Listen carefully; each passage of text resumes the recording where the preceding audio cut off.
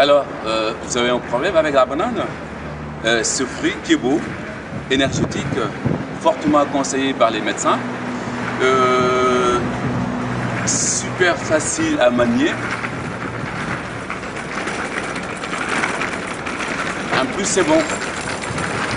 30 ans après la marche contre la discrimination et le racisme, la France est toujours confrontée à ces problèmes de discrimination dans les champs politiques.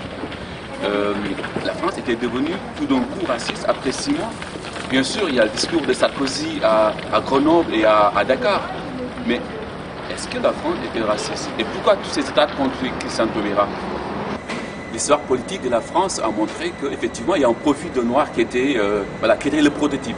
Il fallait qu'il soit belle ou beau, il fallait qu'il n'ait pas un passé militant, il fallait qu'il soit jeune de préférence, il fallait qu'il ne s'impose pas, qu'il n'était pas un militant, qui ne remet pas en question certaines choses, ou bien qui n'avait pas sa propre pensée, qui répétait ce que les gens lui disaient. Voilà le profil que, effectivement, les politiciens, les partis politiques préféraient du noir ou de l'arabe. Lorsqu'il est bananian, comme cette affiche du tirailleur noir qui est prêt à mourir pour la France et qui ne parle pas bien le français et qui ne roule pas les R, les partis politiques de gauche comme de droite étaient habitués à ce type de profil.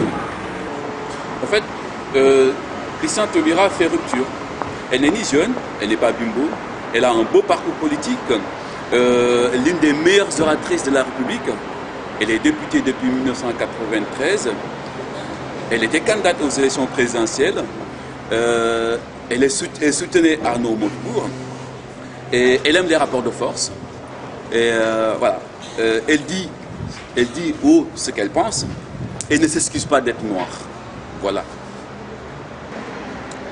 Aujourd'hui, la France montre dans son champ politique ce qu'elle a de plus vilain, ce qu'elle a de plus nauséabond, de plus dégoûtant. Le racisme, la discrimination, les personnes ne réagissent.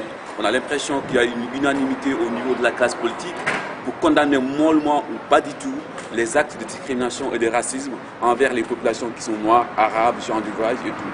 Bon, on voit des réactions, hein. On voit des réactions sur Twitter, on voit des réactions sur Facebook, mais des réactions en fait, qui sont des pensées de toute intention en fait. Aucune réaction, mais rigoureuse, contre des personnes qui sont victimes ou bien, voilà, aucune réaction.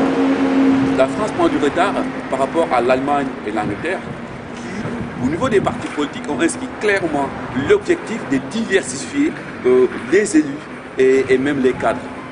Le rapport de force ne donne pas tout. On peut imaginer un rapport de force dans le champ politique, même un rapport de force pour lutter contre la discrimination, contre le racisme, des rapports de force pour faire avancer les choses.